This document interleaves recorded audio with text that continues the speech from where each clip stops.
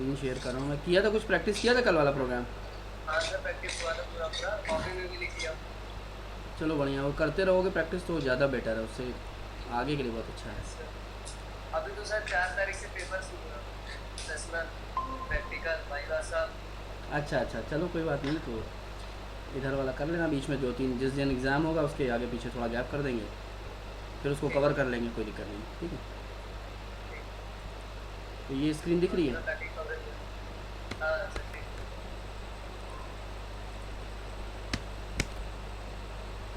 File में आ गए, नई फाइल ले लेते हैं एक बार। ठीक है, तो लास्ट में जो हमने किया था वो किया था टाइप कास्टिंग के बारे में बात कर रहे थे। तो आज सर मैंने बोला, रिकॉर्डिंग ऑन है। हाँ रिकॉर्डिंग ऑन है। ठीक है, तो आज मैंने बोला था कि पहले बात करेंगे डेटा टाइप्स की, फिर आगे प्रोसीड करेंगे। तो पहले हम डेटा टाइप्स पे ही आ जाते हैं। एक बार मैं नोटपैड ओपन कर लेता हूँ, डेटा टाइप की बात कर लेते हैं, फिर उसके बाद आगे प्रोसीड करते हैं। क्योंकि डेटा टाइप एक बहुत इंपॉर्टेंट कॉन्सेप्ट है, जो कि कहीं भी आप जाएंगे डेटा टाइप ज़रूर पूछा जाएगा और हमेशा पूछा जाएगा, ठीक है। ऐसा नहीं कि एक बार पूछा और नहीं पूछा, वो हर जगह पूछा ही जाता है ऑलमोस्ट, और रिपीटेडली पूछा जाता है, ये बात ये है। Yes sir. और प्रोग्रामिंग में इससे आपका पीछा नहीं छूट सकता, डेटा टाइप। तो हम डेटा टाइप को समझने की कोशिश करते हैं। ये दो वर्ड से मिलकर बना हुआ है, डेटा और टाइप, ठीक है। तो डेटा का मतलब हो गया किसी भी तरीके का वैल्यू जो आप दे रहे हैं, और टाइप का मतलब हो गया कि वो किस तरीके का है, मतलब उसको स्टोरेज कैसा चाहिए कंप्यूटर में। कंपाइलर या कंप्यूटर या इलेक्ट्रॉनिक मशीन की अगर बात करें, तो इलेक्ट्रॉनिक मशीन के अकॉर्डिंग टाइप का मतलब होता है कि वो आप किस तरीके का उसको स्टोरेज प्रोवाइड करोगे, ठीक है। तो डेटा टाइप, अब हमारे पास दो तरीके के डेटा टाइप होते हैं, इनको कई नामों से जाना जाता है। जैसे कि मैंने एक बताया था वैल्यू टाइप, और जो दूसरी कैटेगरी है उसे कहा जाता है रेफरेंस टाइप, ठीक है। या यस फिर सर। इनको कई नामों से जाना जाता है। मैंने कहा आपको कि वैल्यू टाइप कह लीजिए आप इसको प्रिमिटिव भी कहा जाता है, प्रिमिटिव, और इधर नॉन प्रिमिटिव। मैं सारे नाम इसलिए लिख रहा हूँ क्योंकि कुछ बुक्स में कुछ मिलेगा, तो कभी आप ऐसा ना हो कि कहीं पूछ लिया जाए, आप ब्लैंक हो जाएं और आप कंफ्यूज हो जाएं कि ये क्या, ये तो कभी सर ने बताया नहीं, ठीक है। तो जब हायर लैंग्वेजेस में जाओगे, जैसे जावा, पाइथन, ये पढ़ोगे, तो वहाँ पे वैल्यू रेफरेंस टाइप कहा जाता है। नॉन प्रिमिटिव, प्रिमिटिव भी मिलेगा लिखा हुआ नाम, ठीक है। तो इनमें से कोई भी नाम मिल सकता है, ठीक है। तो कंफ्यूज नहीं होना है, क्योंकि यस सर। ये सारे वर्ड्स भले भले अलग हैं, लेकिन ये है दो, एक्चुअली दो ही कैटेगरी, ठीक है। और कहीं कहीं पे ये लिखा होगा बेसिक टाइप, और इनको डिराइव टाइप भी कहा जाता है। क्यों कहते हैं, हर नाम की मीनिंग है, और हर नाम जो दिया गया वो नाम ऐसे ही नहीं दिया गया, ठीक है। अब यहाँ कैटेगरी है इंटीजर, ठीक है। तो हम और छोटे से चलते हैं, कैर, ठीक है। कैरेक्टर हो गया, इंटीजर हो गया, जो कॉमनली हम यूज़ करते हैं उनकी हम बात करते हैं। फ्लोट हो गया तुम्हारा, ठीक है। और आपका हो गया डबल। हम सी लैंग्वेज की बात कर रहे हैं, अभी हायर लैंग्वेजेस की बात नहीं करेंगे यहाँ पर, ठीक है। Yes sir. तो ये सी में बेसिकली जो कॉमन यूज़ होते हैं वो कैरेक्टर, इंटीजर, फ्लोट, डबल, ठीक है, यही ज़्यादा यूज़ होते हैं। और अगर हम यही बात करें इसी के अकॉर्डिंग, अगर यहाँ पर देख लिया जाए रेफरेंस टाइप में, तो मैंने नाम बताया था, शायद याद हो, एरे बोला था। इसके अलावा सी में एक बहुत ही इंपॉर्टेंट कॉन्सेप्ट है पॉइंटर्स का, जो कि आगे आएगा। देन यहाँ पर एक कॉन्सेप्ट है स्ट्रक्चर का। इसके अलावा यहाँ पे कॉन्सेप्ट है यूनियन का। ये सारी चीज़ें इसमें आती हैं, ठीक है। और यस एक सर। एक इन्यूमरेशन डेटा टाइप भी होता है यहाँ पर। इन्यूमरेशन डेटा टाइप एक अलग तरीके का डेटा टाइप है, मैं इन दोनों की कैटेगरी में नहीं लिखूँगा, यहाँ पर मैं स्पेस बना देता हूँ अलग से, और यहाँ पे लिख देता हूँ यस सी सर। में एक इन्यूमरेशन डेटा टाइप होता है। इन्यूमरेशन और ये सब क्या है, अभी ये जब आगे हम लोग आएंगे टॉपिक्स को डिस्कस करेंगे तब मैं डिटेल में बताऊँगा। अभी मैं सिर्फ वैल्यू टाइप और रेफरेंस टाइप को ही फोकस में रखूँगा, लेकिन यहाँ पे नाम बता देता हूँ, इनम नाम का होता है यहाँ पर, ठीक है। और इसके अलावा एक और है जो इन कैटेगरी से अलग है, उसे हम कहते हैं वॉइड डेटा टाइप, सी में होता है, जिसमें सिर्फ एक ही होता है वॉइड, ठीक है। तो वॉइड का मतलब मैंने बताया था कि नल होता है, खाली, ठीक है, कुछ नहीं, समझा है। Yes sir. अब मैंने एक यहाँ पर बताया था कि एक प्रॉब्लम है वैल्यू डेटा टाइप या प्रिमिटिव डेटा टाइप में, कि अगर यहाँ पर कोई वेरिएबल बनाते हैं, सपोज कैर सी मैंने बनाया, तो इसके अंदर आप सिर्फ एक ही कैरेक्टर डाल सकते हैं। लेकिन अगर मैंने ये कहा कि मुझे 100 कैरेक्टर्स डालना है, 200 कैरेक्टर्स डालना है, तो आपको 200 वेरिएबल्स अलग अलग बनाने पड़ेंगे। सिमिलरली इसी तरीके से मैंने इंटीजर का एग्जांपल दिया था कि मैंने अगर ये कहा कि हर एक मेरे क्लास में 50 स्टूडेंट हैं, 50 स्टूडेंट्स हैं, उनके सिंगल सब्जेक्ट के मार्क्स इनपुट करो, तो आप क्या करोगे, एक एक करके सबके मार्क्स इनपुट करना स्टोर करोगे। तो आपको फिर से अगर 50 मैंने बोला तो आपको 50 लाइन्स इनपुट के और 50 लाइन आउटपुट के 100 लाइन का प्रोग्राम बनाना पड़ेगा। और जैसे जैसे मैं वैल्यू बढ़ाता जाऊँगा आपके लिए प्रॉब्लम क्रिएट होती चली जाएगी। मतलब कि अगर मैं इसको समराइज़ करूँ, जो मैं बोलना चाह रहा हूँ वो ये है कि वैल्यू टाइप या प्रिमिटिव या जो बेसिक डेटा टाइप्स हैं, इनमें आप एक वेरिएबल के अंदर, इसको वेरिएबल कहा जाता है, एक वेरिएबल के अंदर एक ही वैल्यू स्टोर कर सकते हैं। अगर एक से ज़्यादा करने की कोशिश करेंगे तो क्या होगा, ये क्वेश्चन अराइज होता है। अगर आई के अंदर आप दोबारा अगर वैल्यू डालेंगे तो होगा क्या है, जो पिछली वाली वैल्यू है ये गायब हो जाएगी और ये वाली वैल्यू इसके अंदर आ जाएगी। मतलब प्रोग्रामिंग में इसको कहा जाता है ओवरराइडिंग। ठीक है, तो पिछली वैल्यू ओवरराइड हो जाएगी नई वाली वैल्यू से। ठीक है, तो हमारी कंप्यूटर की मेमोरी जो होती है वो इरेजेबल नहीं होती है, वो एक्चुअल में रीराइटेबल होती है। ठीक है, तो अगर किसी वेरिएबल में अगर आप कुछ दूसरा लिखने की कोशिश करेंगे तो जो पहला लिखा हुआ होता है वो गायब हो जाएगा। ये एक हमारे वेरिएबल का ड्रॉबैक है। ठीक है, समझ में आया? तो इसी तरीके से बाकी डेटा टाइप में भी होता है, फ्लोट में भी होता है, डबल में भी होता है। अब एरे में एडवांटेज क्या है, अगर मैं एक एग्जांपल यहाँ छोटा सा लिख के बताऊँ ऑलरेडी, क्योंकि मैंने अभी एरे बताया नहीं है, इसलिए मैं एरे के बारे में बस एक छोटी सी चीज़ बताऊंगा कि सपोज़ मैं इसका एक ही एग्जांपल लेता हूँ एरे का।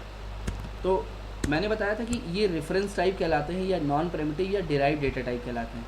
तो ये ऐसा क्यों कहलाते हैं, ये इसलिए कहलाते हैं, पहली चीज़ रेफरेंस क्यों कहलाते हैं, क्योंकि ये डायरेक्टली डेटा पे काम नहीं करते हैं। दूसरी चीज़ नॉन प्रिमिटिव है क्योंकि प्रिमिटिव के बाद आए हैं। डिराइव्ड क्यों कहा जाता है, क्योंकि ये खुद में कोई डेटा टाइप नहीं है। जैसे अगर मुझे एरे बनाना है तो आई नाम का ही बनाना है अगर, तो मुझे उसको किस टाइप का बनाना पड़ रहा है, इंटीजर टाइप का। ठीक है, तो मैं उसको इंटीजर टाइप का बना सकता हूँ, कैरेक्टर टाइप का बना सकता हूँ, फ्लोट टाइप का बना सकता हूँ, डबल टाइप का बना सकता हूँ। मतलब कि मैं किसी प्रिमिटिव टाइप का ही बना रहा हूँ। ठीक है, मतलब एरे कोई अपने आप में कोई टाइप नहीं है। ये बात समझ में आ रहा है? Yes, मतलब ऐसा नहीं है कि मैंने एरे आई इक्वल्स टू ऐसे करके बना रहा हूँ। मतलब एरे खुद का कोई टाइप नहीं है, ये कहाँ से निकल के आए हैं, प्रिमिटिव से निकल के आए हैं। इसीलिए इनका नाम दिया गया डिराइव्ड। डिराइव्ड वो चीज़ होती है, डिराइव्ड का हिंदी मीनिंग होता है जो किसी से निकल के आया हो। ठीक है, yes sir. तो जैसे कि आप चीनी या कहते हैं, जैसे केन जूस आप निकालते हैं, गन्ने का जो जूस निकालते हैं वो डिराइव कहाँ से होता है, गन्ने से होता है। ठीक है, तो गन्ना तो ओरिजिनल चीज़ हो गई, लेकिन जो जूस है वो बाई प्रोडक्ट हो गया। जूस क्या हो गया, उसका जो है बाई प्रोडक्ट हो गया, मतलब डिराइव्ड है, जो उससे निकल के आया है। ठीक है, तो सिमिलरली ये भी उसी तरीके से है कि ये डिराइव्ड है, उससे निकल करके आया है। तो यहाँ पर अगर आप बनाओगे एरे सी में, तो यहाँ पर मैंने कहा कि अगर मुझे 50 लोगों के लिए बनाना है तो सिंपली आप ऐसे लिख दोगे, तो कंपाइलर मेमोरी में 50 ब्लॉक बना देगा इंटीजर के एक साथ। जबकि यहाँ पर सी में अगर आई का यूज़ करके बनाते सिंपली ऐसे, तो आपको 50 वेरिएबल्स बनाने पड़ते। जैसे कि आई बना दिया आपने, फिर इसी तरह से जे बनाते, इसी तरीके से फिर के बनाते, इस तरह करते करते आपको 50 लाइन ऑफ कोड लिखना पड़ता है। ठीक है, 50 लाइन्स नहीं भी लिखते अगर आप, तो इसके आगे कॉमा लगा करके आप लिखते इस तरीके से, लेकिन फिर भी आपको 50 वेरिएबल्स अलग अलग बनाने पड़ते हैं। ठीक है, कहने का मतलब ये। लेकिन इस केस में, डिराइव्ड डेटा टाइप के केस में ऐसा आपको नहीं करना पड़ता। ठीक है, क्लियर? Yes. और यहाँ जो वर्किंग होती है एड्रेस पे वर्किंग होती है। एड्रेस पे वर्किंग कैसे होती है, जब हम एरे के टॉपिक पे आएंगे तब हम समझेंगे। ठीक है, तो यहाँ भी जितने भी टाइप हैं वो डायरेक्टली वैल्यू पे काम नहीं करते हैं, एड्रेस पे काम करते हैं। यहाँ डायरेक्टली वैल्यू पे काम हो रहा है। क्लियर? Yes sir. समझा गया? तो ये दो बेसिक सब कैटेगरीज हैं, value type, primitive type, basic type कह लीजिए, या फिर reference type, non primitive type और derived data type. Derived type. ठीक है, इसी तरीके से इन्यूमरेशन डेटा टाइप है, इनम। इसके बारे में हम लोग आगे बात करेंगे, अभी नहीं बात करेंगे। ठीक है, जब इनम जब मैं बताना चलूँगा, स्टार्ट करूँगा तो फिर मैं आपको बताऊँगा। ठीक है, क्लियर। Yes sir. अब अगर साइज़ की बात कर लें तो ये 1 बाइट का स्पेस लेता है। कुछ डेटा टाइप्स के साइजेज़ आपको पता होने चाहिए, जैसे मैंने ये बेसिक वाले लिखे हैं तो मैं इनके बता भी देता हूँ। कैरेक्टर 1 बाइट लेता है, ठीक है। इसके अलावा अगर एक और होता है शॉर्ट, तो शॉर्ट जो है आपका वो 2 बाइट का स्पेस लेता है, ठीक है। तो शॉर्ट भी इंटीजर वैल्यूज़ को स्टोर कर सकता है, ठीक है। तो इसकी भी जो लिमिट होती है कंप्यूटर में वो बिल्कुल सेम होती है साइज़ में, ठीक है। ये भी इंटीजर भी 2 बाइट का लेता है। इसी तरीके से अगर हम फ्लोट की बात करें तो फ्लोट मैंने क्या बताया था लास्ट टाइम पे, 4 बाइट, 4 बाइट, ठीक है, 4 बाइट का लेता है। और डबल, फिर डबल जस्ट इसका डबल, जब हाँ डबल फ्लोट का जस्ट डबल होता है, ठीक है, मतलब कि 8 बाइट का स्पेस लेता है, ठीक है। इसके अलावा एक चीज़ और होती है हर डेटा टाइप के पास, रेंज, ठीक है। तो रेंज आपको याद करने की ज़रूरत नहीं है, फिर भी मैं जैसे बता देता हूँ एक समझने के लिए, कि जैसे कि इंटीजर जो है -32,768 टू इतना ही पॉजिटिव में 32,768 नहीं 767 तक जाता है, ठीक है। ये रेंज होती है, मतलब कि इस रेंज का मतलब ये हो गया कि सपोज़ मैंने एक इंटीजर वेरिएबल बनाया, तो अगर मैंने यहाँ पर 67,600 डाल दिया तो इसका जो आउटपुट है, मतलब ये कॉमा तो नहीं यूज़ करते हैं, इसको हटा दें अगर, तो ये इस वैल्यू को हैंडल नहीं कर सकता इंटीजर, ठीक है। यहाँ प्रॉब्लम आ जाएगी क्योंकि जो इसकी रेंज है वो इतनी वैल्यू हैंडल करने की है, ठीक है। तो मतलब माइनस में इतना और प्लस में इतना, अगर आपको ये कराना है तो फिर आपको दूसरा डेटा टाइप यूज़ करना पड़ेगा, ठीक है। उससे बड़ी रेंज करनी है तो ये करना पड़ेगा। इसी तरीके से रेंज होती है। तो मैं इसकी एक लिस्ट शेयर कर दूंगा स्क्रीन पे बाद में, और मैं तुम्हें भेज दूंगा, तो आप उस लिस्ट को सिर्फ देख सकते हैं। ये आपको कहीं भी गूगल वगैरह पे हर जगह आपको ये लिस्ट मिल जाएगी, ठीक है, ठीक है, क्लियर। तो ये आपको बेसिकली याद नहीं करने की रिक्वायरमेंट है, लेकिन एक बार जब आप इस टेबल को देख लेंगे ना, तो आप टेबल से उसको आपको एक याद हो जाएगा, ठीक है। ये आपको धीरे धीरे याद कर लेना चाहिए। ये इसलिए याद कर लेना चाहिए या मेमोराइज़ कर लेना चाहिए, मैं कहता हूँ, तो आप करोगे तो मेमोराइज़ हो जाएगा। मेमोराइज़ मतलब कि आपके दिमाग में होना चाहिए। इससे क्या होता है कि जब प्रोग्रामर जब आप प्रोग्रामिंग करोगे तो आपको आइडिया लग जाएगा कि जो मैं वेरिएबल बनाने जा रहा हूँ उसमें जो डेटा टाइप में रख रहा हूँ और मुझे किस तरीके की वैल्यू फ्यूचर में लेनी पड़ सकती है, फ्यूचर प्रॉस्पेक्ट को देखते हुए आप वेरिएबल को डिफ़ाइन करेंगे, ठीक है। ऑल्दो जब आपको नॉर्मली प्रोग्रामिंग सिखाई जाती है किसी कॉलेज या स्कूल में, तो वो इन डेप्थ इतना बताते ही नहीं। वो डेटा टाइप बताएंगे आपको और वो आगे प्रोसीड कर जाएंगे। वो कहेंगे कि हाँ कैरेक्टर सी है, उसको ऐसे रिप्रेजेंट किया जाता है, ये वैल्यू डाला जाता है, काम खत्म, आगे बढ़ गया, ठीक है।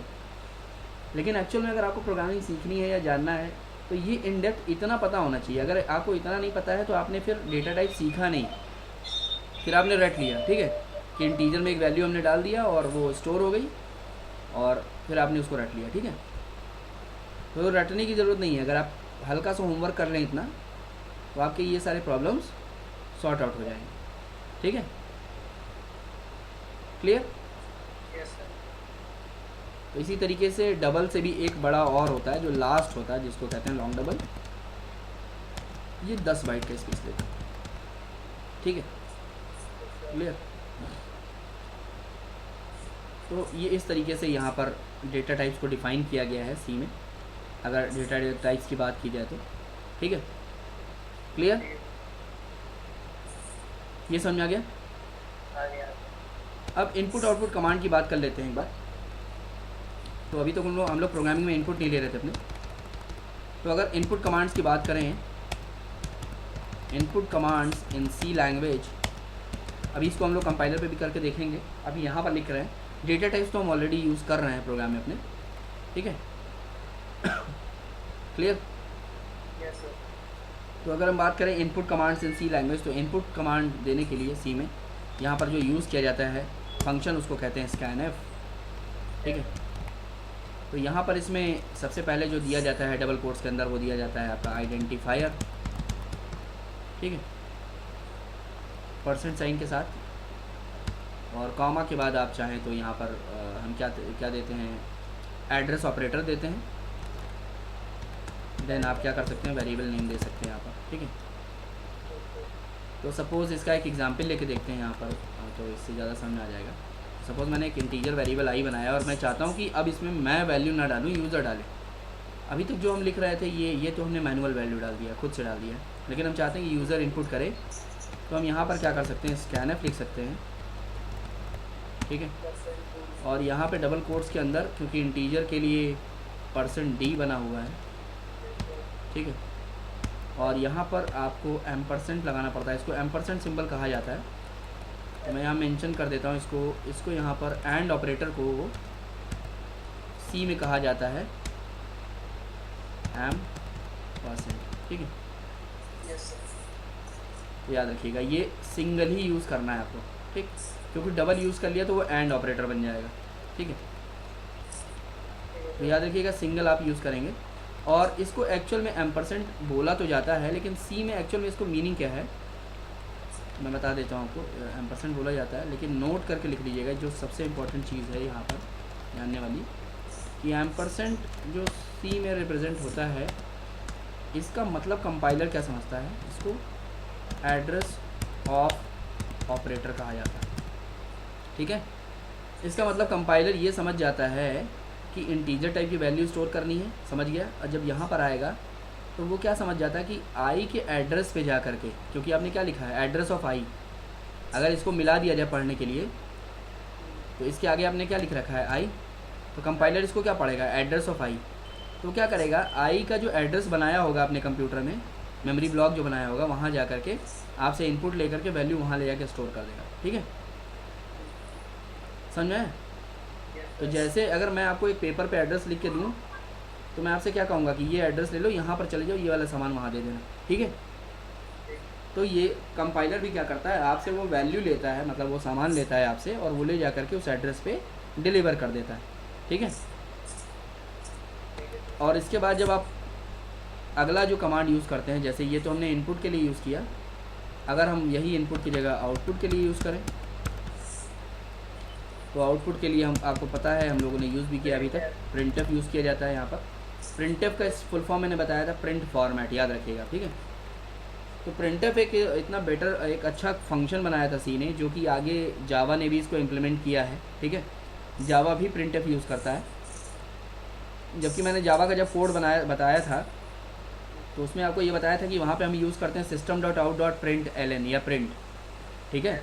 लेकिन जब जावा में डिटेल में आपको पढ़ाऊँगा तो मैं आपको ये बताऊँगा कि वहाँ पर जावा ने क्या किया, क्योंकि सी की एक अच्छी चीज़ थी प्रिंट फॉर्मेट, तो ये क्यों अच्छा था अभी हम लोग अभी आगे प्रोग्राम बनाएंगे तो हम देखेंगे कि इसकी क्या ऐसी खासियत थी।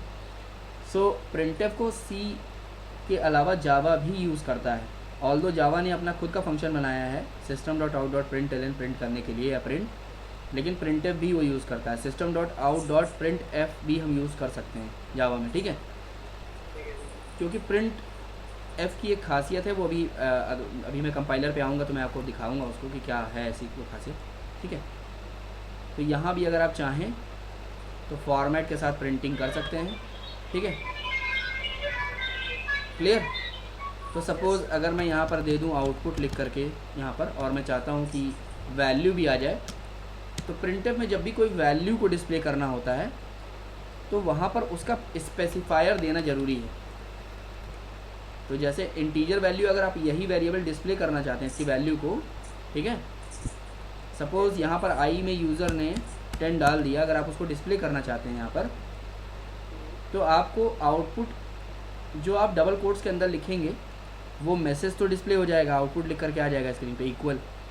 लेकिन अगर आप 10 को भी डिस्प्ले करना चाहते हैं तो आपको डबल कोट्स के अंदर ही %d उसका स्पेसिफायर देना पड़ेगा, ठीक है। और इसके बाद कॉमा लगा करके अगर आपको वो डिस्प्ले करना है स्क्रीन पे तो आपको वो वेरिएबल भी मेंशन करना पड़ेगा जिसकी वैल्यू देनी है, तो आई भी आपको मेंशन करना पड़ेगा, ठीक है। तो ये स्क्रीन पे लिख करके आएगा कुछ ऐसा, आउटपुट इक्वल्स 10, ठीक है, क्लियर। तो ये है हमारा इनपुट आउटपुट का फंक्शन। और अब हम चलते हैं थोड़ा कंपाइलर पे, इसको करके देखते हैं सारी चीज़ों को, ठीक है। तो वापस आ जाते हैं कंपाइलर पे, और मैंने ऑल्ट और एंटर कर लिया, ये स्क्रीन बड़ी हो गई हमारी। हमने सबसे पहले हेडर फाइल को यूज़ कर लिया, और यहाँ पे मैंने कर दिया stereo.h, फिर मैंने यहाँ बनाया फोनियो डॉट एच, फिर मैंने ये कहा यहाँ किया वॉइड मेन। ठीक है, इतनी हैबिट तो आपकी हो जानी चाहिए जब भी आप सी का प्रोग्राम बनाएं। तो ये जैसे मैं बना रहा हूँ इतनी हैबिट आपकी होनी चाहिए। ठीक है, तो पहला लाइन आप हमेशा क्या लिखिए, CLR SCR। ठीक है, और इसके ऊपर से लिखना स्टार्ट करिए, और वेरिएबल के नीचे अगर आप CLR SCR को डिफाइन करें तो बेटर है, लेकिन ऐसा कोई मैंडेटरी नहीं है, याद रखिएगा। ठीक है, ऐसा कोई रूल नहीं है जावा में, सी में, कि आप CLR SCR को वेरिएबल डिक्लेरेशन के नीचे ही लिखें। लेकिन ये मैं ये कह रहा हूँ कि मैं ऐसा करता हूँ, आप भी चाहें तो ऐसा कर सकते हैं। ठीक है, तो अगर यहाँ पे मैं यहाँ पे इसको data.c ही कर देता हूँ ताकि प्रोग्राम, ठीक है, नाम आप कुछ भी दे सकते हैं। तो मैं यहाँ पे क्या करता हूँ कि पहले तो मैं सिमिलरली वही करता हूँ, इंटीजर आई ले लेता हूँ और एक वैल्यू दे देता हूँ इसके अंदर। ठीक है, वैल्यू नहीं देते हैं, यूज़र से लेते हैं वैल्यू। ठीक है, तो मैंने CLR SCR चला दिया यहाँ पर, और यहाँ पर हमने scanf कर दिया।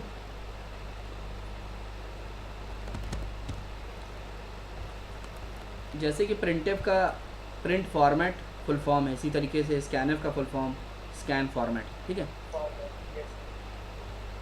और यहाँ पर आप %d दोगे, कॉमा लगाओगे, एड्रेस ऑफ ऑपरेटर दोगे, और यहाँ आई लिखोगे। ठीक है, इसी तरीके से आप प्रिंट करने के लिए क्या करोगे, यहाँ लिखोगे printf,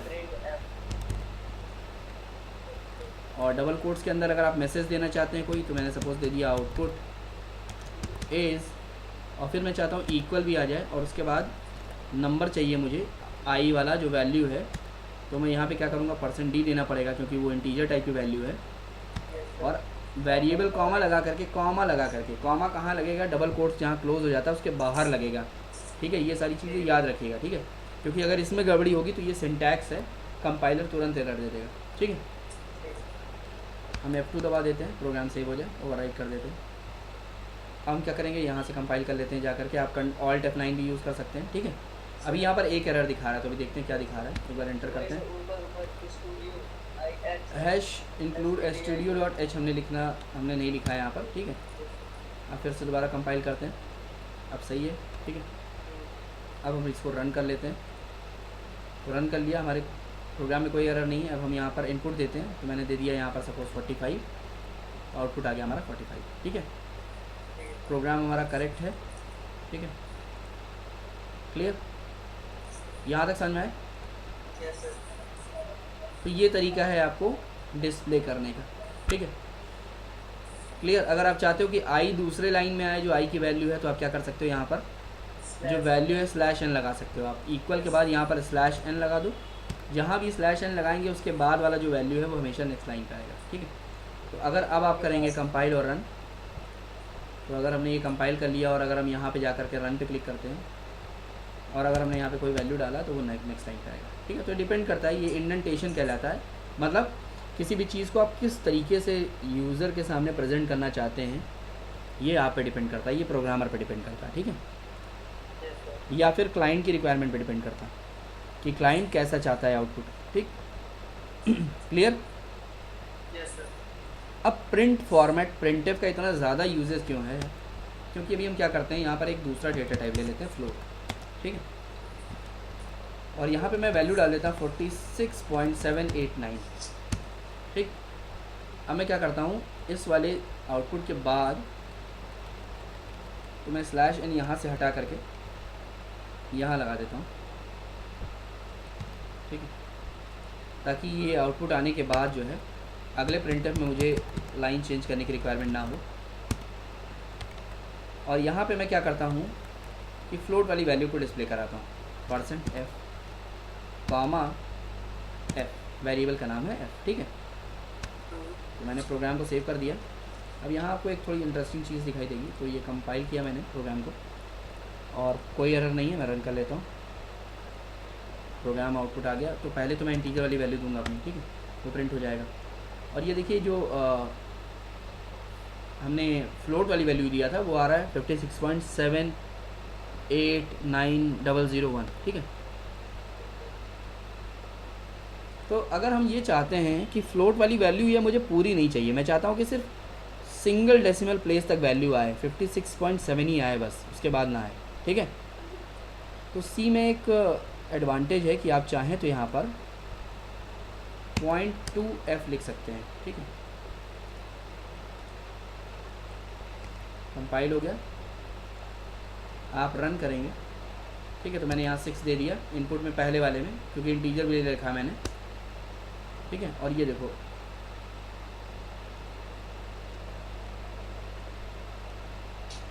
जस्ट एक सेकेंड, पहले मैंने पहले लगा दिया 0.2f,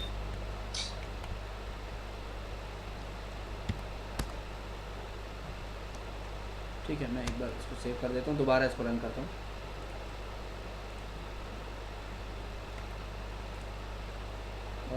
एक बार ऐसा करते हैं कि इंटीजर वाली वैल्यू को हटा देते हैं, थोड़ा ये कन्फ्यूजन क्रिएट कर रहा है, क्योंकि हम इंटीजर में भी इनपुट दे रहे हैं और उसमें भी दे रहे हैं। तो इसको हम कमेंट लाइन बना देते हैं, ठीक है।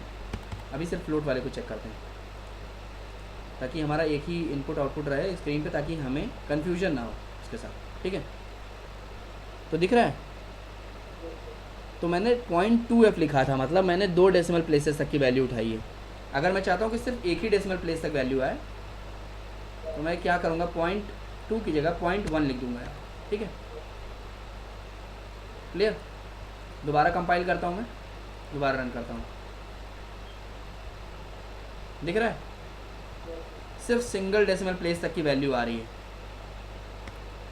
ठीक है। 0.0 कर दें अगर हम,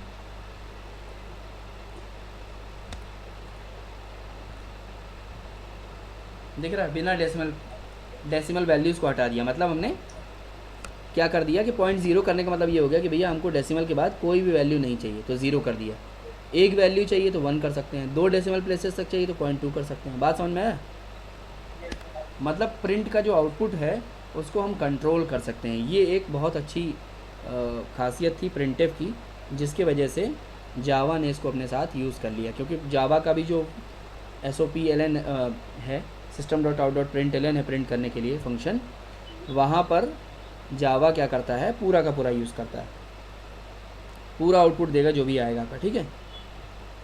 ऑल्दो जावा में फंक्शंस हैं जिसके हेल्प से आप राउंड ऑफ या ये सारी चीज़ें कर सकते हैं, लेकिन नॉर्मल जो उनका प्रिंट फंक्शन है वो पूरा आउटपुट देता है जो भी आप इनपुट में दिए होंगे। जैसे यहाँ पे पूरा इनपुट हमारा क्या है, 56.789, समझ में आया। लेकिन सी में क्या है, प्रिंटफ फंक्शन में क्या है कि आप आउटपुट को कंट्रोल कर सकते हैं। ये प्रिंटफ की बहुत अच्छी खासियत थी, जिसकी वजह से प्रिंटफ को आज भी यूज़ किया जाता है हायर लैंग्वेजेस में भी, ठीक है। क्लियर, ये समझ आ गया, ठीक है। तो इस प्रोग्राम को हटा दें, फिर आगे प्रोसीड करें। तो इसी में क्योंकि हमने प्रिंटफ और स्कैनफ देखा है, तो हम क्या कर सकते हैं, इसी प्रोग्राम में एक दूसरा प्रोग्राम ले लेते हैं और क्या करता है कि हम इसको न्यू फाइल ले करके इस पर प्रोग्राम बनाते हैं और हम स्वैपिंग का प्रोग्राम बनाते हैं। तो हमने यहाँ पर क्या किया कि हेडर फाइल्स दोबारा लिखी, #include stereo.h, इसी तरीके से #include conio.h, हमने यहाँ कर लिया वॉइड में, कर्ली ब्रेसेस ओपन कर लिया, क्लोज कर दिया। और तरीका वही है बनाने का, ये आपका पैटर्न है, अपने हिसाब से आप सेट कर सकते हैं। मैं पहले क्या करता हूँ कि दोनों चीज़ें लिख देता हूँ ताकि प्रोग्राम का इंडेंटेशन ना गड़बड़ाए, ठीक है। इंडेंटेशन का मतलब ये होता है कि प्रोग्राम जैसे आउटपुट स्क्रीन हमेशा क्लियर मिले मुझे जब भी मैं रन करूँ, और मेरी आउटपुट स्क्रीन होल्ड रहे, ठीक है। तो इसके लिए मैं पहले से ही ये चीज़ प्रिकॉशन लेके चलता हूँ, ठीक है। तो मैंने यहाँ पे प्रोग्राम का नाम दे दिया स्वैप और .c, ठीक है, क्योंकि सी का प्रोग्राम है। तो हमने क्या किया, यहाँ पर 2 वेरिएबल्स ले लिए, a और b, ठीक है। फिर मैं क्या कर रहा हूँ, यहाँ पे प्रिंटफ करूँगा और प्रिंटफ करके मैं यहाँ पर, तो मैं यहाँ पे क्या करूँगा कि एक बार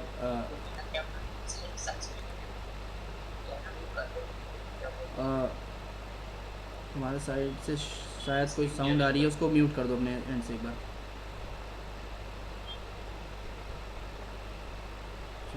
हाँ, ठीक है। सो अब हम क्या करने हैं कि यहाँ पर a और b की वैल्यू यूज़र से लेने के लिए हम क्या करेंगे कि अब हम प्रोग्राम को थोड़ा और बेटर अपना बनाएंगे। हम यहाँ पर एक मैसेज देंगे यूज़र को, तो हमने यूज़र को मैसेज दिया यहाँ पर एंटर 2 वैल्यूज़ बोला, ठीक है। और इसके बाद हम स्कैनर चलाएंगे।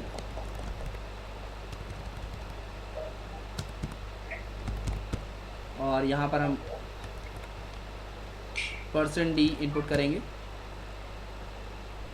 /n लगा देते हैं बीच में, ताकि दोनों इनपुट जो है मेरे अलग अलग लाइन पे मांगे मुझसे, ठीक है। बीच में /n हम क्यों लगा रहे हैं, ताकि हमारा जो दोनों इनपुट आए वो अलग अलग लाइन पे हमसे ले, पहले लाइन पे ले, फिर लाइन चेंज कर दे, फिर हमसे दूसरा इनपुट ले। फिर हमने यहाँ कॉमा कर दिया। अब याद रखिएगा कि स्कैनफ किस तरीके से काम करता है या प्रिंटफ किस तरीके से काम करता है। जितने ज़्यादा इनपुट या जितने ज़्यादा आउटपुट वेरिएबल के आउटपुट या इनपुट लेने हैं आपको, ध्यान से सुनिएगा, जितनी बार इनपुट या आउटपुट लेना है उतनी बार आपको उसका एक्सेसिफायर देना पड़ेगा। जैसे 2 इनपुट लेने हैं तो 2 बार मुझे %d देना पड़ेगा, ठीक है। इसी तरीके से 2 बार आप % लगाएंगे और दोनों वेरिएबल्स का नाम देंगे। तो जिस ऑर्डर में आप देंगे उसी ऑर्डर में इनपुट होगा, याद रखिएगा, और उसी ऑर्डर में आउटपुट होगा। हमने ये कर लिया। फिर हम यहाँ पर लॉजिक लगाएंगे। तो हम यहाँ पर लॉजिक लगाने के लिए एक वेरिएबल और लेंगे। सी में एक चीज़ याद रखिएगा कि अगर आप कोई ब्लैंक वेरिएबल लेते हैं तो वहाँ पर 0 डाल देना ज़रूरी है, नहीं तो सी में गार्बेज कलेक्शन का कॉन्सेप्ट है। मतलब कि अगर आपने कोई वेरिएबल बनाया और उसमें कोई वैल्यू नहीं डाला और उसको यूज़ कर लिया प्रोग्राम में, तो उसमें गार्बेज वैल्यू आ जाएगी। गार्बेज वैल्यू का मतलब क्या होता है कि मेमोरी में, कंप्यूटर की मेमोरी में कोई भी जो वैल्यू पड़ी होगी, गार्बेज का मतलब क्या होता है, कूड़ा, जो भी कूड़ा पड़ा होगा वो उठा करके आपके स्क्रीन पे दे देगा, ठीक है। तो इससे बेटर है कि गार्बेज ना आए, इसलिए हमने क्या किया, सी में 0 पहले से डाल दिया, ठीक है। फिर हम अपना लॉजिक अप्लाई करेंगे। लॉजिक क्या है, सी में पहले हम ए को डालेंगे, फिर ए में हम बी को डालेंगे, और बी में फिर हम क्या करेंगे, सी को डालेंगे, ठीक है। और इसके बाद क्या करेंगे, यहाँ प्रिंट एफ करा देंगे हम, प्रिंट एफ। और प्रिंट एफ में हम क्या करेंगे, इसकी वैल्यूज़ को डिस्प्ले करा देंगे। तो यहाँ हम लिख देंगे swap values of A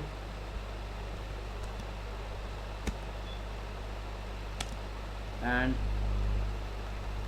B equals, तो यहाँ कॉमा लगा करके हम जितने भी वैल्यूज़ चाहें वो दे सकते हैं, ठीक है।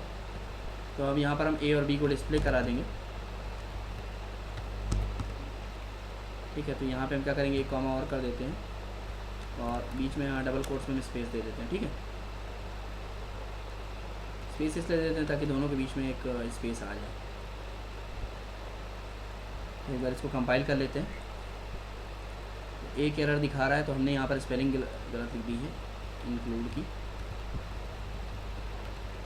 INCLUDE CUNIO।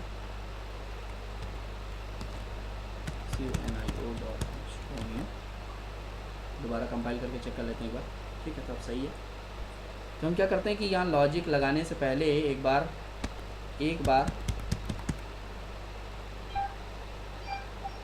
हम क्या करते हैं, यही लाइन कॉपी कर लेते हैं। हमें इसी लाइन की रिक्वायरमेंट, हम चाहें तो कॉपी भी कर सकते हैं, दोबारा लिख भी सकते हैं। तो मैं कॉपी कर लेता हूँ यहाँ से और इस लाइन को हटा करके यहाँ पर पेस्ट कर लेता हूँ, ठीक है।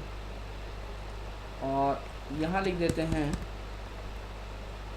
बिफोर स्वैपिंग, और यहाँ लिख देते हैं आफ्टर स्वैपिंग। अच्छा, इतना हम कर क्यों रहे हैं, इतना इसलिए कर रहे हैं क्योंकि कोई भी कभी भी प्रोग्रामिंग जो बनानी है या प्रोग्राम बनाना चाहिए तो हमेशा ये मान के चलना चाहिए कि क्या वो यूज़र के लिए फ्रेंडली है या नहीं, ठीक है। हमारा प्रोग्राम हमेशा जो है यूज़र फ्रेंडली होना ज़्यादा ज़रूरी है, बजाय इसके कि वो कॉम्प्लिकेटेड हो। और ठीक है, इस बात समझ में आया। तो क्योंकि प्रोग्रामिंग जब भी हम कर रहे हैं, आप प्रोग्रामर हो, लेकिन जो आप बना रहे हो प्रोडक्ट या जो भी आप सॉफ्टवेयर या एप्लीकेशन बना रहे हो वो एंड यूज़र के लिए बना रहे हो। हमेशा ये ध्यान रखना चाहिए कि एंड यूज़र ज़रूरी नहीं है कि टेक्निकल हो हमारी आपकी तरह, उसको सी लैंग्वेज आती हो, ठीक है। जैसे मानिए अगर किसी ने एंड्रॉयड फ़ोन बनाया है या iOS फ़ोन बनाया है या आप विंडोज़ ऑपरेटिंग सिस्टम यूज़ कर रहे हैं, तो बनाने वाले ने क्या ध्यान रखा है कि GUI ग्राफिकल यूज़र इंटरफेस इतना आसान होना चाहिए कि कोई भी आदमी आइकन देख करके उस पर क्लिक करके उसको यूज़ कर सके, ठीक है। तो आप इसी तरीके से प्रोग्रामिंग जब आप कर रहे हैं तो आपको ये ध्यान रखना है कि जितना ज़्यादा मैसेज के साथ आप डिस्प्ले करेंगे स्क्रीन पे, उतना ज़्यादा यूज़र को समझ में आएगा कि उसके साथ हो क्या रहा है, ठीक है। जो उसने वैल्यूज़ दी अपने प्रोग्राम में वो हुआ क्या उसके साथ, कहाँ गया, फिर उसके बाद क्या हुआ, फिर उसके बाद क्या हुआ, ठीक है। तो अब हम इसको कंपाइल कर लेते हैं और देखते हैं हमारे प्रोग्राम में क्या हो रहा है। हमने कंपाइल कर लिया, हम इसको रन करते हैं, ठीक है। तो हम यहाँ पे 2 वैल्यूज़ देते हैं। मैंने दिया 6, ए में हमने 6 दे दिया और बी में हमने 7 दे दिया, ठीक है। तो मैंने वहाँ पे इंडेंटेशन नहीं किया था, तो एक प्रॉब्लम आ रही है, एक बार दोबारा कर लेते हैं। यहाँ पर हमने %d देना भूल गए। तो मैंने बताया था कि %d अगर हम नहीं देंगे तो वो मतलब आउटपुट जो है वो नहीं आएगा। तो प्रिंटफ में हमने क्या नहीं दिया था, %d। तो हमें क्या लगाना पड़ेगा यहाँ, %d। यहाँ भी हमने क्या नहीं लगाया, सेम चीज़ वही प्रॉब्लम थी, हमने क्या नहीं लगाया है, %d। मतलब एक्सेसिफायर अगर आप नहीं देंगे तो प्रॉब्लम आएगी, ये चीज़ ध्यान रखिएगा। %d यहाँ लगा देते हैं और यहाँ पर /n यहाँ पर भी कर देते हैं ताकि ये वाला न्यू लाइन में आए, ठीक है। अब दोबारा इसको कंपाइल करते हैं और दोबारा यहाँ से रन करके देखते हैं। अब हमने फिर से कोई भी वैल्यू डाल दिया, 7 डाल दिया और 8 डाल दिया, तो हमारा आउटपुट आना चाहिए पहले, अभी तो यही आना चाहिए 7 और 8 बिना स्वैपिंग के। स्वैपिंग के पहले क्या आएगा, 7 8, और स्वैप हो जाने के बाद क्या हो जाएगा, 8 7, ठीक है। तो ये देखो पहले मेरी वैल्यू क्या थी, 7 और 8 वाले में गड़बड़ आ रहा, मतलब जो बी वाली वैल्यू है उसमें गड़बड़ी आ रही है, गार्बेज वैल्यू आ रही है, दिख रही है। ए में तो सही आ रहा है लेकिन बी में क्या आ रहा है, गार्बेज वैल्यू, ठीक है।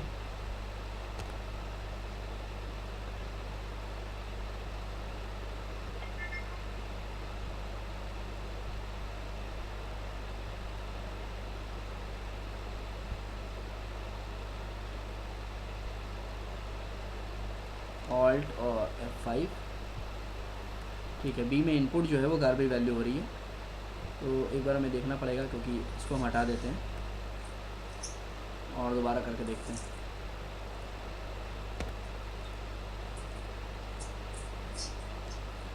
हमने 6 डाल दिया, हमने 7 डाल दिया, ओके। तो मतलब ये जब स्कैन कर रहा है तो इसी में प्रॉब्लम आ रही है। तो हमने क्या किया, ए किया है, बी किया है और सी किया है, ठीक है। बी में भी पहले हम 0 कर देते हैं और यहाँ भी 0 कर देते हैं एक बार।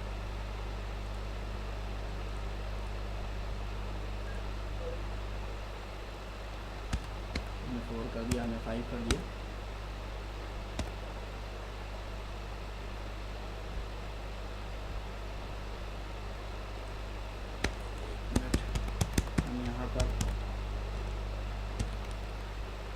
एक बार इंडेंटेशन यहाँ पे करके देखते हैं फिर से। एक बार हम क्या करते हैं, %d करके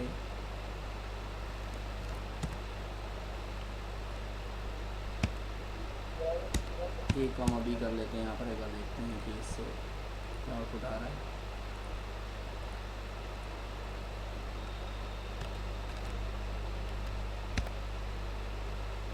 फोर और 6 सही आ रहा है, जो गड़बड़ी आ रही है वो इस वाले में आ रही है, ठीक है। उसमें सही आ रहा है 4 और 6, तो शायद यहाँ गड़बड़ हो रहा है। /n हटा देते हैं इसको और %d रखते हैं और इसको भी हटा देते हैं, स्पेस को बीच से। दोबारा कंपाइल करते हैं, दोबारा रन करते हैं इसको। हमने डाल दिया 4 और 3, 4 और 3, ठीक है, अब सही आ रहा है, ठीक है। तो देखिए हमने क्या किया, इनपुट डाला है 4 और 3, ठीक है। तो यहाँ पर पहले 4 और 3 आ गया, ठीक है, क्योंकि जो हमने अभी एक प्रिंटफ चला के चेक किया था। और यहाँ पर बिफोर स्वैपिंग क्या है, 4 और 3 है, और आफ्टर स्वैपिंग क्या है, 3 और 4, ठीक है। क्लियर? तो वहाँ पे बीच में जो गड़बड़ कर रहा था वो /n शायद गड़बड़ कर रहा था, ठीक है। क्लियर? तो ये तो हमने प्रोग्राम में हमने एक्स्ट्रा चला के देखा था सिर्फ। अब हम दोबारा इसको चला देते हैं, इसको हटा देते हैं। ये मैंने ड्राई रन करने के लिए देखा था, मतलब जैसे हमारे आउटपुट गड़बड़ आ रहा था तो मैं ये चेक करना चाह रहा था कि उसी लाइन में गड़बड़ी है या फिर कहीं और है। तो हमने दिया यहाँ पे 5 और 6। तो ऐसा मैंने क्यों किया था, मैं आपको ये दिखाना चाह रहा था कि प्रॉब्लम आपके साथ क्या आएगी, आप कैसे उसको सॉल्व करोगे, ठीक है। ये रियल टाइम प्रोग्रामिंग जिसे कहते हैं। रियल टाइम प्रोग्रामिंग में क्या है कि आप गड़बड़ करके उसको सीखो, या आपसे गड़बड़ी हो जाएगी तो आपको समझना पड़ेगा कि गड़बड़ी कहाँ हो रही है। तो गड़बड़ी को समझने के लिए मैंने क्या किया कि मैंने एक बीच लाइन में, ठीक है, एक अलग से प्रिंट स्टेटमेंट लिखा और ए और बी की वैल्यू को प्रिंट करा के देखा, ठीक है, इसके पिछले वाले प्रोग्राम में। तो वहाँ पर वो वैल्यू सही आ गई। तो उससे मुझे क्या हुआ, उससे फ़ायदा क्या हुआ, मुझे ये समझ में आ गया कि मेरा प्रोग्राम वहाँ तक सही चल रहा है, उसका अगला जो प्रिंट स्टेटमेंट लिखा है वहाँ पे वैल्यू गड़बड़ हो रही है। तो मुझे तुरंत गड़बड़ी पकड़ में आ गया कि वहाँ जो बीच में स्लैश एन लगाया मैंने या स्पेस लगाया वो गड़बड़ कर रहा है। बात समझ में आया? तो आपको ये पकड़ना सीखना पड़ेगा। इसको कहते हैं ड्राई रन, या फिर आप इसको कह सकते हैं कि डिबगिंग, ठीक है। इसको वर्ड कहा जाता है डिबगिंग। डिबगिंग, बग का मतलब होता है एरर और डिबगिंग का मतलब होता है एरर को रिमूव करना, ठीक है। तो आपको हमेशा डिबगिंग करना सीखना पड़ेगा। अगर आप डिबगिंग नहीं सीखोगे तो आप प्रोग्रामर नहीं बन सकते फिर, ठीक है। फिर प्रोग्रामिंग में इंटरेस्ट नहीं आएगा आपको, क्योंकि जब आप बग को या एरर को हटा नहीं पाओगे या समझ नहीं पाओगे तो आप वहीं पे अटके रहोगे, ठीक है। तो देखिए मैंने डाला 5 और 6, तो पहले स्वैपिंग के पहले 5 और 6 है, और स्वैपिंग के बाद क्या है 6 और 5, ठीक है। हो जाएगा ये प्रोग्राम।